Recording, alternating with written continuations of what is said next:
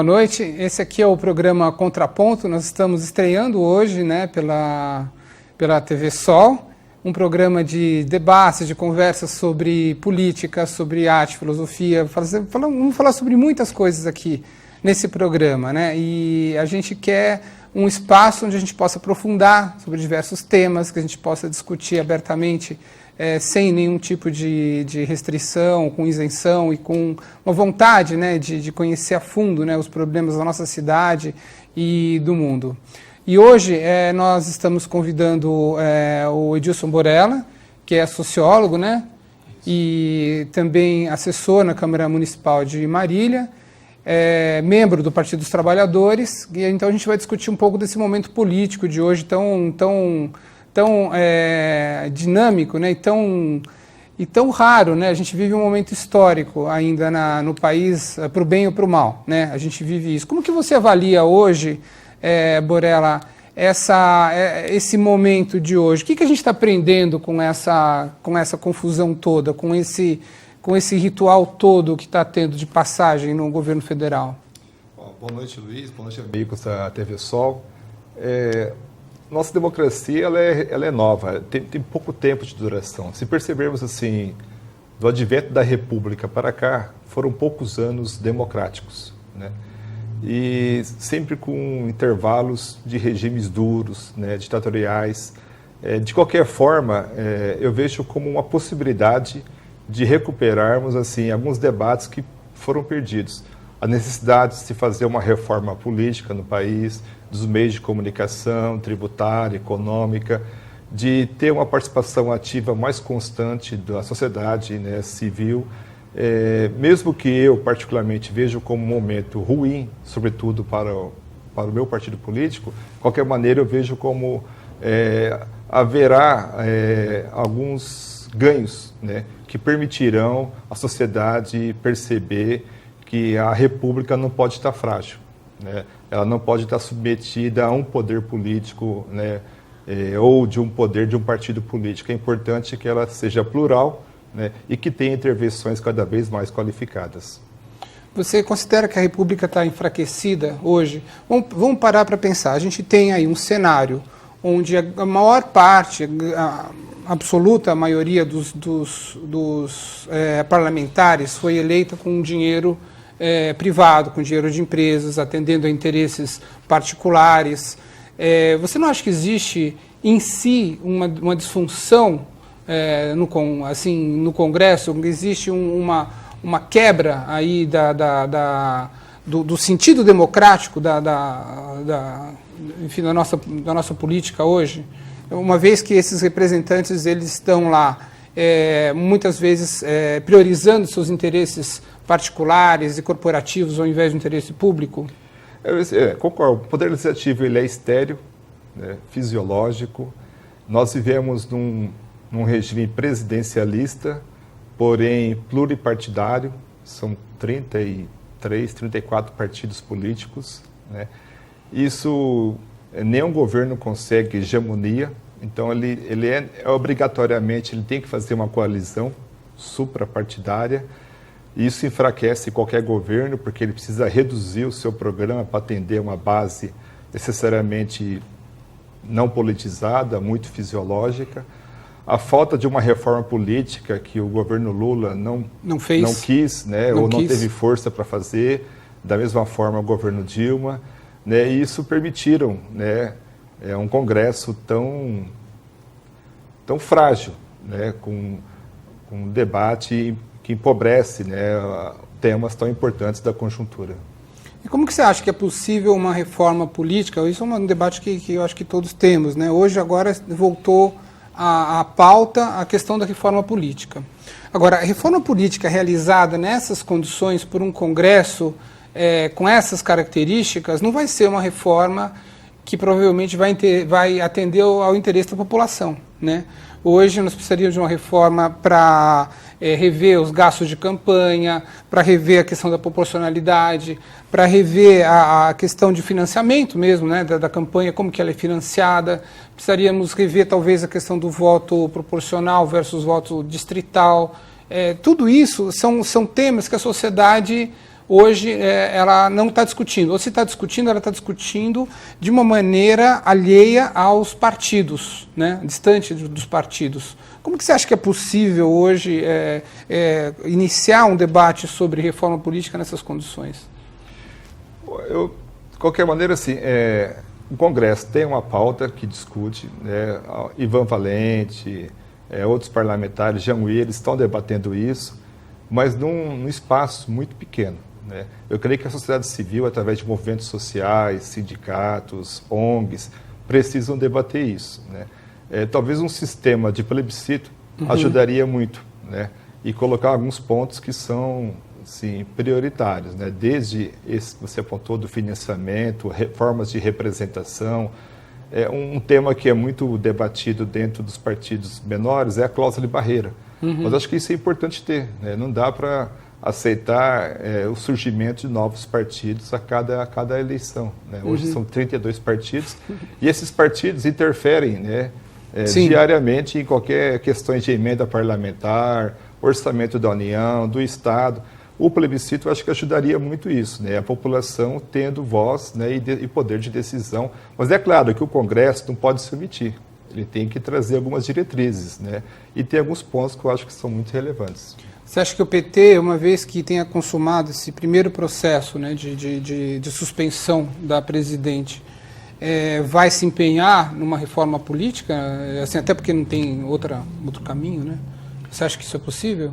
Eu acho que ele precisa olhar para dentro, né, fazer uma... E essa é uma outra pergunta, já que você já colando, né, na sua resposta. Por que você acha que o PT não fez uma autocrítica nesses anos todos, à altura dos problemas que ocorreram?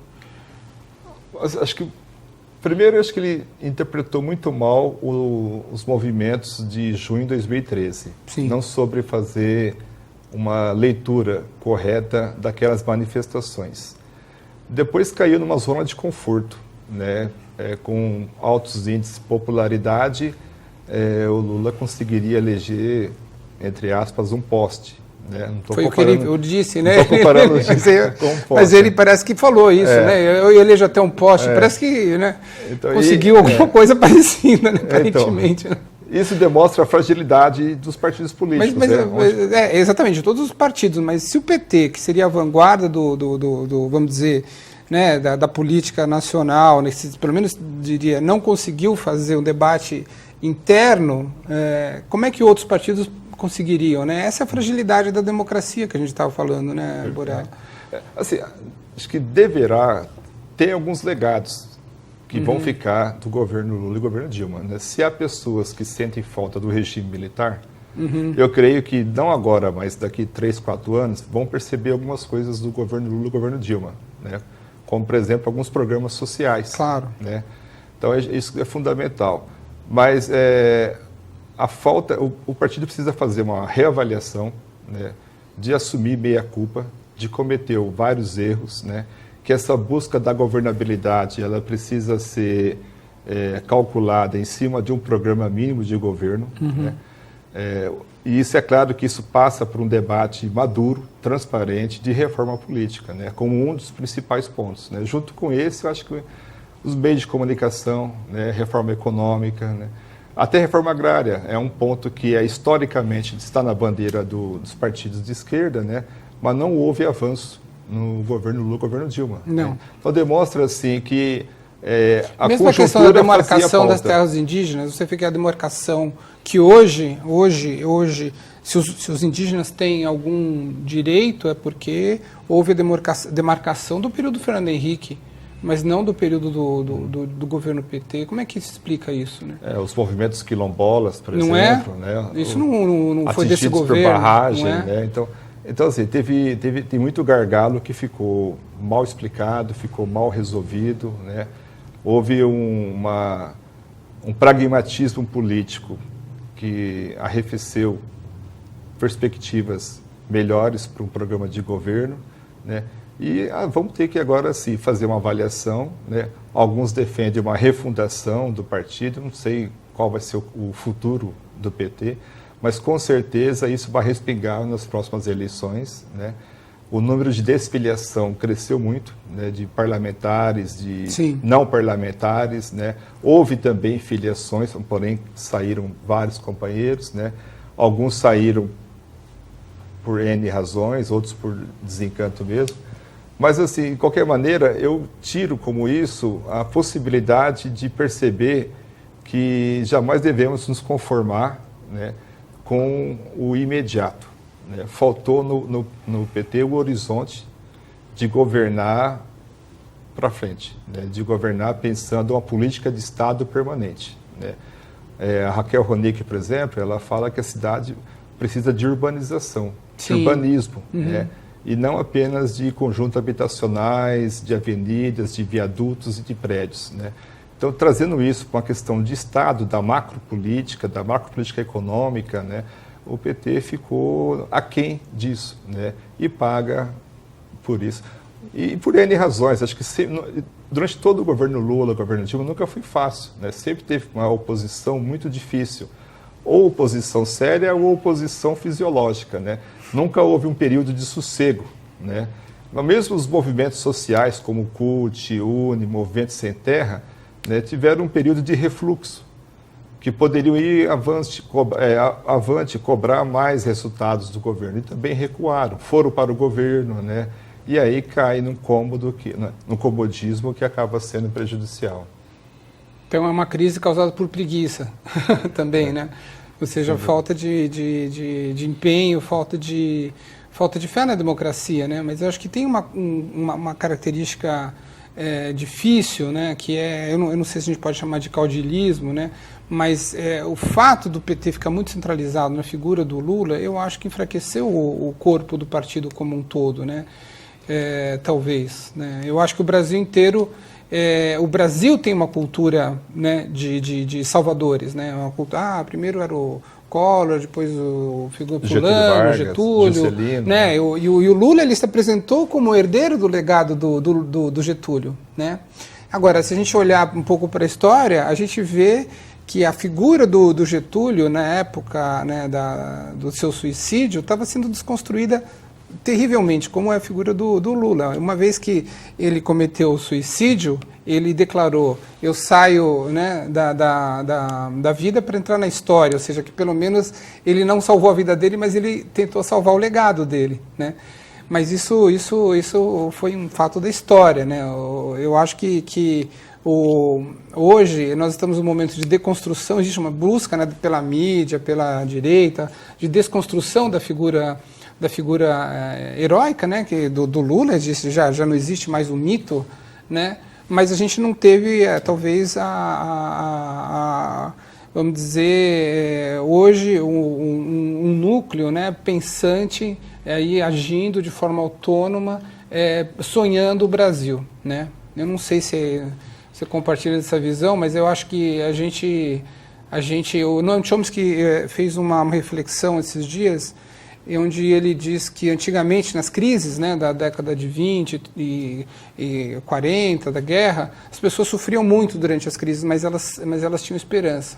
E hoje, o que a gente vive, talvez seja a falta dessa perspectiva de esperança, pelo menos no curto prazo. O que você acha disso? Eu vejo assim, despartidarizou muito o debate, despolitizou demais a pauta política, né? A juventude hoje, por meio das redes sociais, ela se sente coautora, né? Ela gosta de curtir, de compartilhar. Os partidos sofreram demais com isso e crescem pessoas, né, personalidades que eu vejo ruins, como Bolsonaro, por exemplo, né? Essa extrema direita, né, de homofobia, racismo, de intolerância, né? As pessoas buscam, talvez, a saída no campo de uma religião neopentecostal, né? Eu acho que isso é um perigo tremendo, de igrejas eletrônicas, né?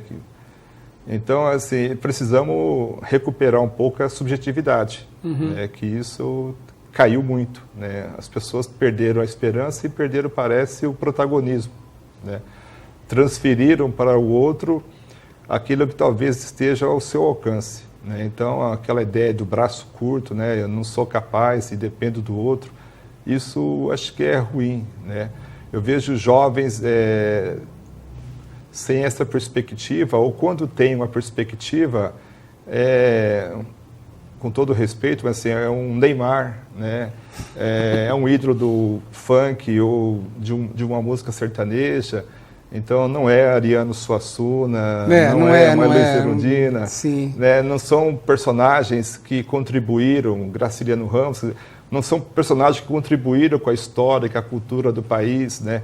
Mas são pessoas que têm uma vida abaixo da mediocridade, né? Então, isso é muito ruim para o lado, porque cria na sociedade um abismo, né? Uma das ferramentas que eu vejo na política é como uma ciência de aproximar as pessoas, não de torná-las iguais, porque somos diferentes, mas de aproximá-las no aspecto cultural, econômico, social, político, né? Podemos pensar diferente e conviver, né? Mas o que se percebe hoje, assim, entre quem é a favor do impeachment ou quem é contra o impeachment, é como se fosse um corintiano e um palmeirense debatendo. Às vezes um ou outro pode concordar, mas jamais um vai torcer pelo outro, né? Então o país está assim, ingovernável, né? Mesmo que eventualmente aconteça alguma coisa no Senado e não passe o impeachment, Dilma não conseguirá governar, né? Não será capaz de governar, como não está governando desde quando tomou posse. Logo que ela tomou posse, no discurso que ela chamou para um pacto nacional, houve um panelaço. A resposta da cidade foi um panelaço. Quer dizer, então percebeu-se ali já uma ruptura, parece institucional, né? Certo. Então, e isso demonstra um pouco essa situação que eu creio também que não seja apenas nacional, né? A Primavera Árabe deu essa resposta, assim. Houve uma reação popular com regimes autoritários, porém quem ascendeu o poder cometeu o mesmo erro. Quer dizer, precisamos buscar uma saída, mas em cima de uma pauta. E creio que a participação política, com seriedade, com objetividade, pensando o macro e não apenas o umbigo, seria um dos pontos necessários para isso. Legal. Bom, estamos no nosso horário aqui do bloco, mas eu queria super agradecer, obrigado pela sua conclusão, eu acho que tem muito a ver, e é isso aí, obrigado. Eu que agradeço e espero ter colaborado.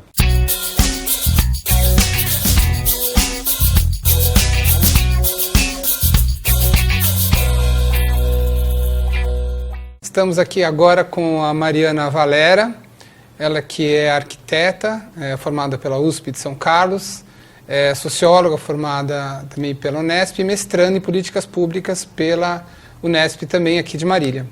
E ela também é membro do Conselho Municipal de Habitação e Política Urbana e também do grupo especial de análise que justamente analisa os empreendimentos, né, de impacto urbano, né, aqui em Marília. Então, ela que está vivendo, né, a questão do nosso crescimento urbano, vivendo a questão do nosso desenvolvimento, né, da cidade, vai falar um pouquinho como que anda essas questões aqui em Marília, né? Bom, bem-vinda, né? Obrigado aí pela acolhida, né? E assim, a primeira pergunta que eu tenho é assim, você sabe que nós fizemos aí, né, um plano diretor para ordenar o futuro de Marília. Sabemos que esse plano diretor já tem alguns anos, foi coordenado pelo arquiteto Laerte Rossetto, né, muito bem coordenado.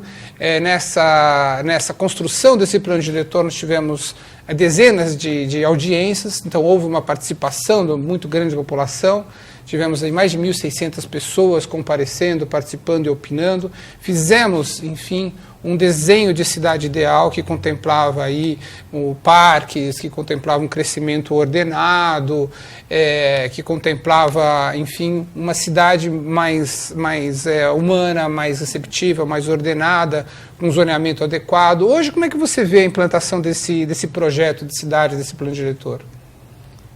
O plano diretor foi elaborado em 2006 e foi um projeto participativo, teve audiências públicas, foi um plano premiado, né, coordenado pelo arquiteto Laerte.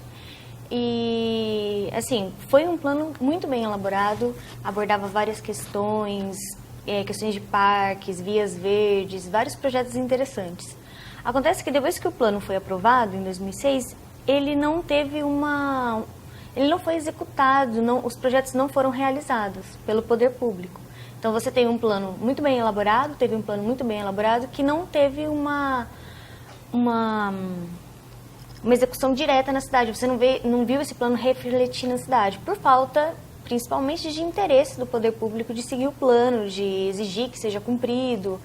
E já se passaram todos esses anos sem uma eficácia na utilização do plano diretor e iniciou-se um processo de revisão do plano ano passado, né?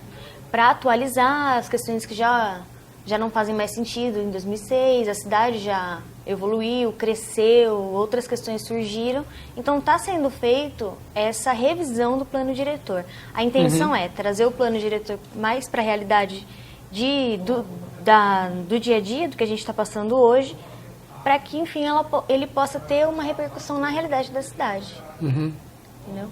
Ser seguir o plano, ter um poder de moldar a cidade e melhorar a cidade. Como você acha que isso afeta o dia a dia das pessoas, assim, essa ausência de planejamento, essa ausência de, vamos dizer, de um futuro claro em relação ao desenho da cidade?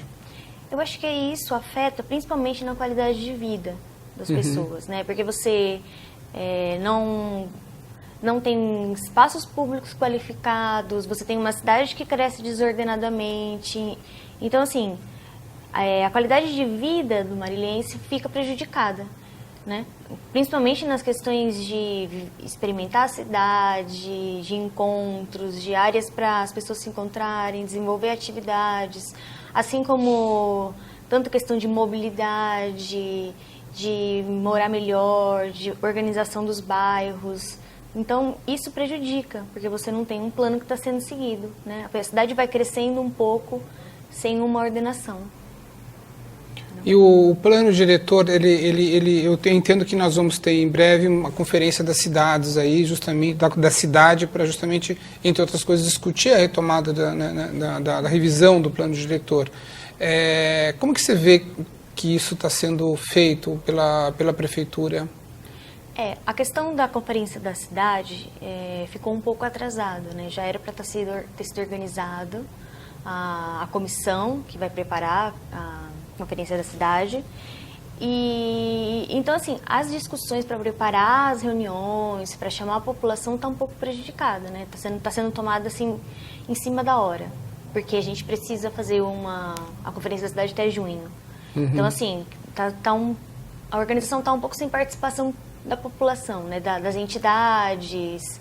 Então, está concentrado um pouco na prefeitura, no planejamento urbano, no poder executivo. E aí prejudica também as questões de fazer uma revisão do plano diretor participativa. Então, fica prejudicado todo esse trabalho de audiências públicas com qualidade, onde a população possa ser ouvida, as questões possam ser trazidas, as questões, uma discussão mais profunda que saia, de fato, propostas que sejam reais e que possam ser executadas. Então, isso fica prejudicado, coisas sendo feito desse jeito. Porque eu entendo assim, né, que o espaço justamente de participação é aquele que abre um caminho para as pessoas sonharem a cidade, né? Então a gente tem alguns exemplos, né, de cidades que fizeram esse plano diretor, que fizeram a sua tarefa, né, vamos dizer, e que construíram espaços públicos de qualidade. Então eu queria aproveitar, né, a sugestão da Mariana, algumas imagens de cidades que fizeram, né, a sua ideia de transformar o espaço público, de construir espaço público de qualidade. Então, você pode descrever um pouquinho aqui? Água de São Pedro, né? Água de São Pedro. A gente escolheu essas imagens para mostrar que pode ser feito em cidades de pequeno porte, de médio porte, que não são só as grandes metrópoles que podem ter ambientes qualificados, né? Espaços urbanos de qualidade. Então, essa daí também é Águas de São Pedro, então essa praça é uma praça participativa, você tem vários várias coisas acontecendo na praça. Você tem água, você tem fog, você tem várias atividades que podem ser desenvolvidas pela população. Essa daí é Bordeaux, na França, né? Também vem pelo mesmo princípio, né? De você ter uma praça bastante lúdica, né? E aí você tem crianças brincando, a água ela vai sendo utilizada como um elemento de união, de brincadeira, né? de encontro. Então você vê famílias inteiras fazendo piqueniques aí, né? É um lugar bastante, não só de lazer, mas de muita interatividade também. O que eu acho interessante, essa imagem é de Belo Horizonte também, né? Você tem essa praça com as fontes e que vira quase uma praia, né? Uma praia urbana. Uma praia, isso foi uma reivindicação antiga, né, dos Belo Horizontinos, que eles queriam ter praia e aí urbana. Ganharam a sua praia aí em frente à estação. O que eu acho interessante observar com essas imagens é que a população ela tem que viver a cidade, né? E não viver cada um dentro do seu terreno, da sua casa. Então o convívio é muito importante. Isso constitui a cidade, os encontros, né? Lugar de encontro, o lugar de encontro, lugar de troca. As pessoas estando fora das suas casas, fora do particular, fora do reservado, né? Isso Marília está em defasagem, né? A gente não tem esses espaços para encontro.